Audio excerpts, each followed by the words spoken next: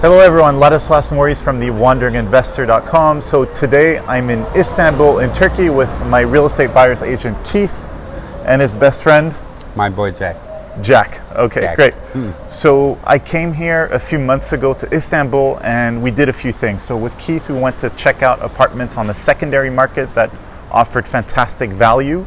And then I also went to see a few developers that specifically target foreigners. So when you go and put real estate Istanbul, Turkey in Google, or citizenship by investment Turkey in Google, typically the first page and the second page are full of these companies that sell overpriced developments.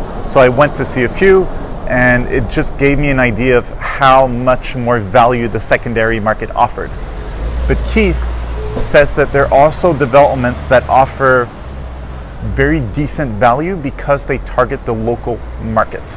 So can you tell us 2 words about this? Yeah, I think everybody knows who starts researching online for Istanbul property.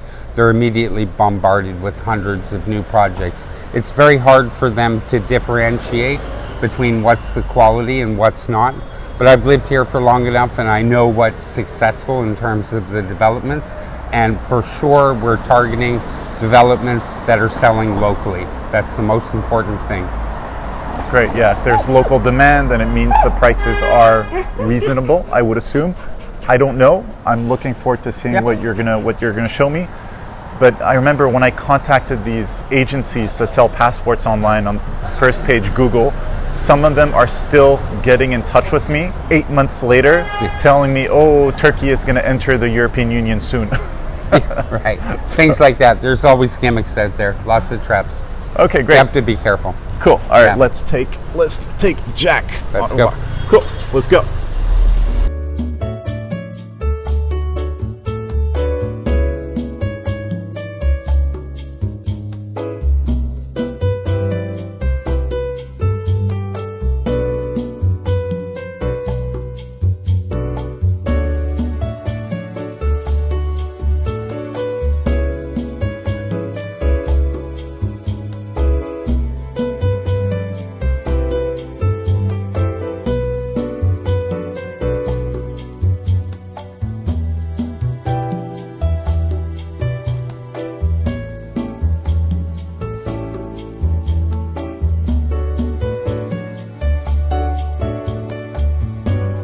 All right, so here we are. A lot of new buildings around here.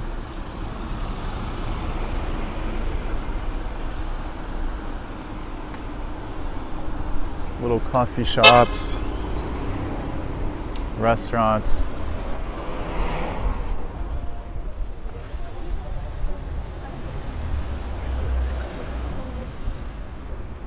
Cool, this is the entrance, it would appear.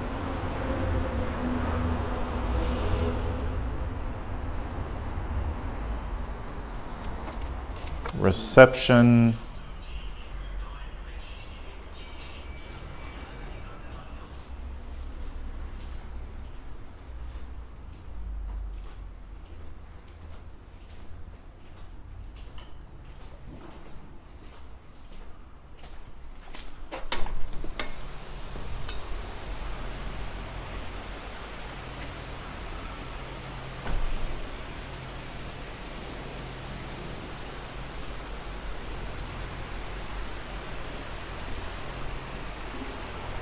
Okay, great. Keith, so what are we looking at here? Yeah, we're looking at a real estate project in Kağıthane region of Istanbul.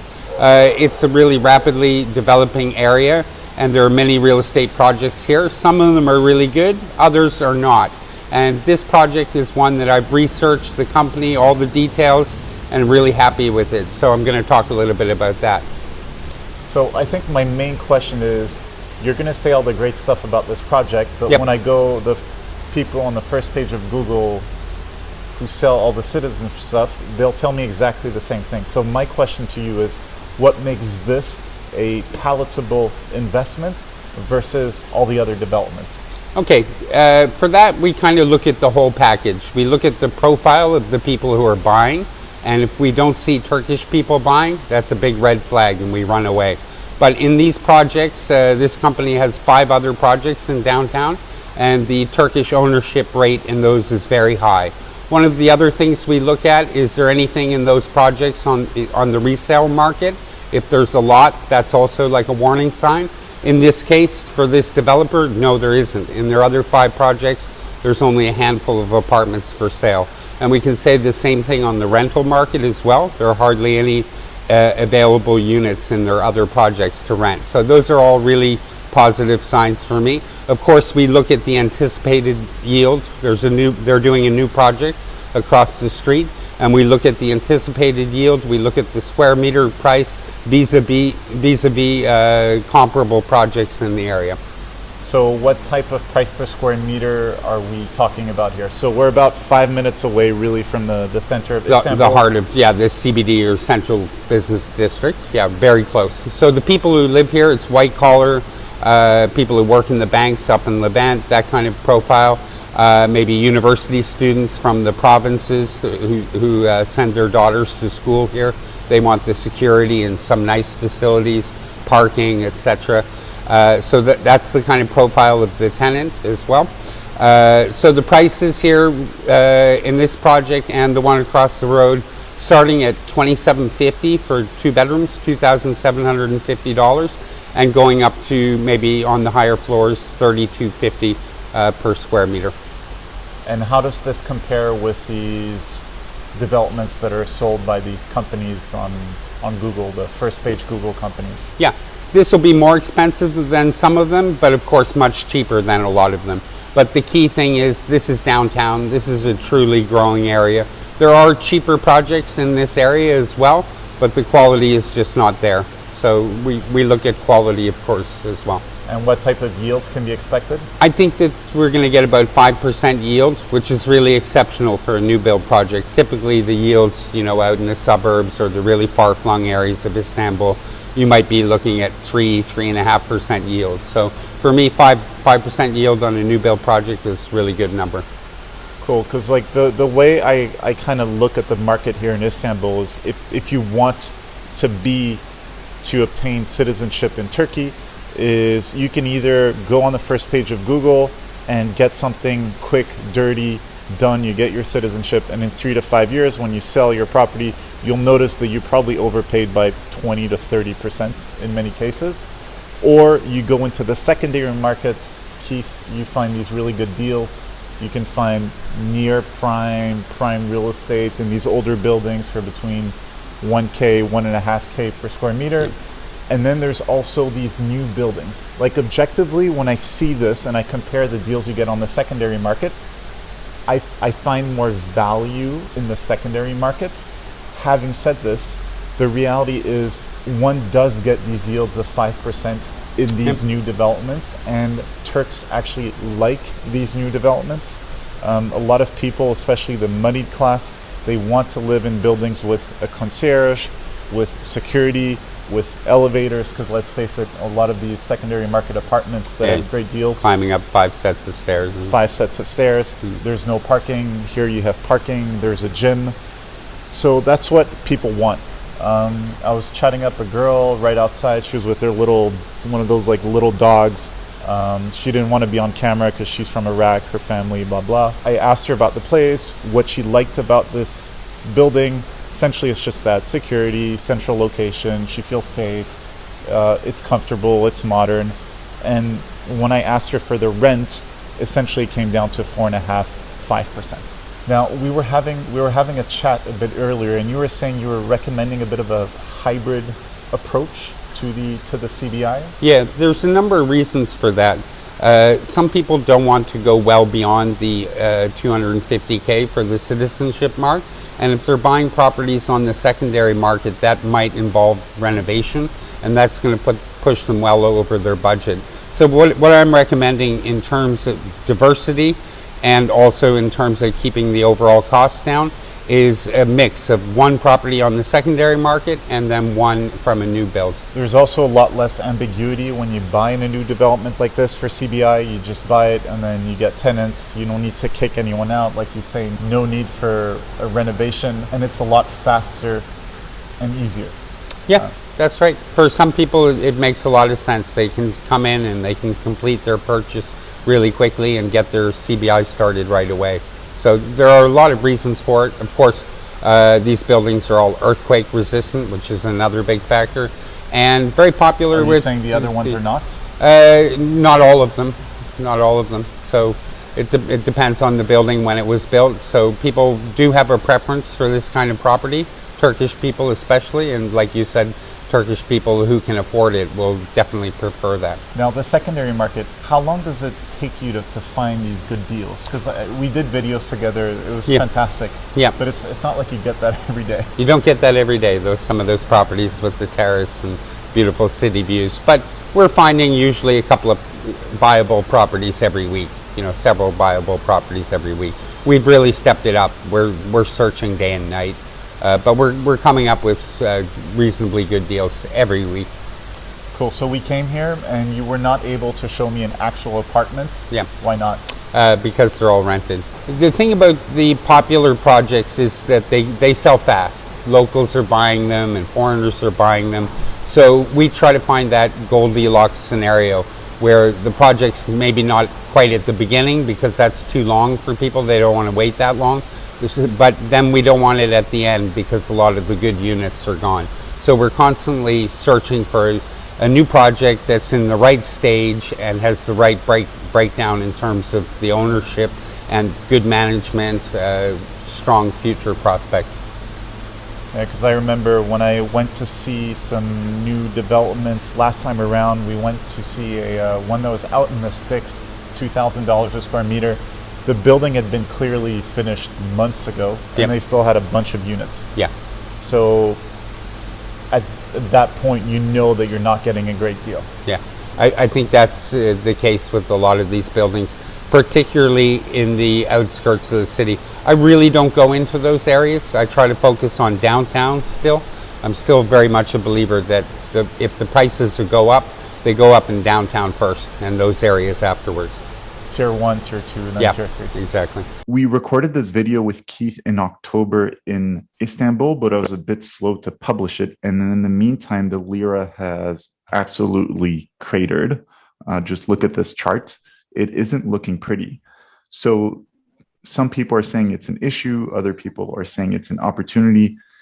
But the real question is, what has been the impact on the market, Keith, that you've seen since the Lira has devaluated in the last month or so? Well, I'll talk about both the impact on the new build market as well as on the secondary market. I think they're quite different, but in many ways they run parallel, which there are some good reasons for as well.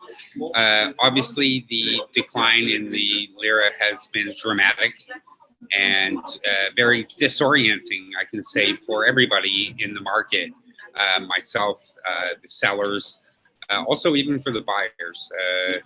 We have to redo all our numbers on the yields, and I have to analyze the rental market and where that's going in vis-a-vis the whole currency depreciation. So there's a lot of parts to look at, and we're still in many ways kind of feeling our way through it. What does it mean? What does it immediately mean on the secondary market? In the context of fight, flight, or freeze, right now we're in a freeze moment. And that means that many sellers, many would-be sellers, are either taking their property off the market or not committing to deals, walking away from deals. They're just saying, we don't know what our property's worth. We don't know if we're getting fair value anymore vis-a-vis the dollar. So we're just not going to sell.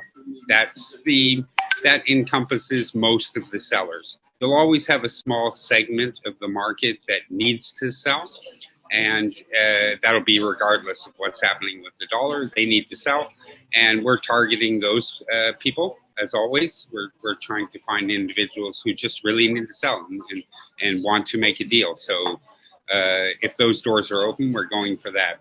What we are not doing is chasing after deals where the owners have just risen their prices in Lira in line exactly with the currency. We don't think that's something we're interested in. We understand that there will be some price increases, but we're not going to allow our investors to chase those increases up to the dollar level. So we're still looking at square meter pricing. We are looking at dollar square meter pricing because it's ties it to a nice historical context. And probably what we're seeing right now on the deals that can be done is a slight cheapening of the USD square meter price. I could say that. But the number of transactions in the past couple of weeks, I'm sure, on the secondary market are well down.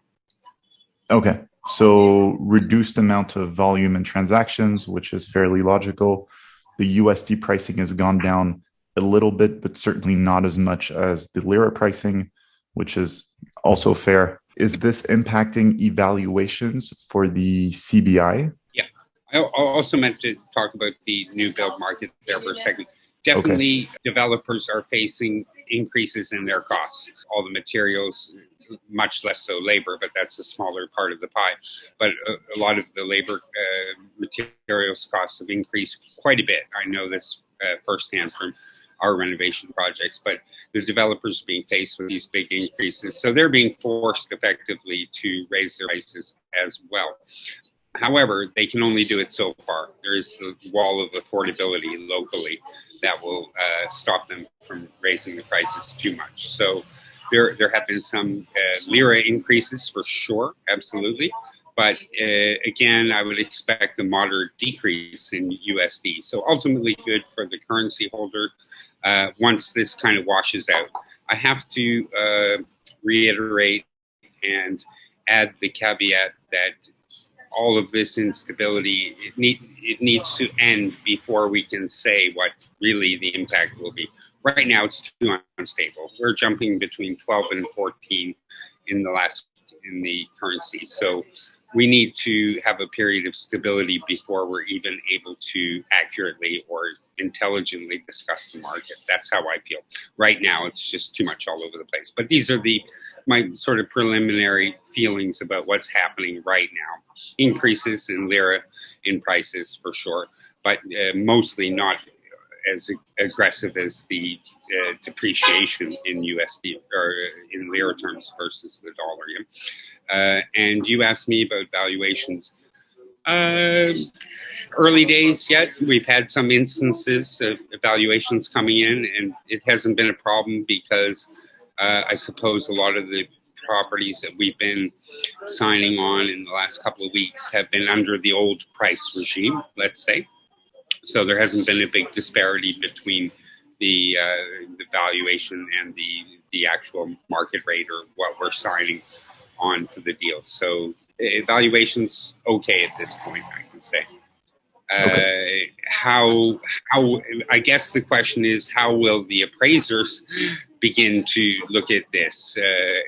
Do they take into account local affordability, or are they just looking at it also through the lens of the US dollar and saying, well, yeah, sure, that should be worth $1,000 per square meter? Are they giving a forced haircut to all the Turkish sellers? It's hard to know. Okay. At this point. Clear. All right. Thank you for that quick update, Keith. Really appreciate it. So if you are interested in buying real estate in Turkey or obtaining Turkish citizenship through buying real estate, do get in touch with Keith. His email is below, and there's a link with more details on his services. Keith, thank you, and see you soon, eh? My pleasure. All the best, Ladislas.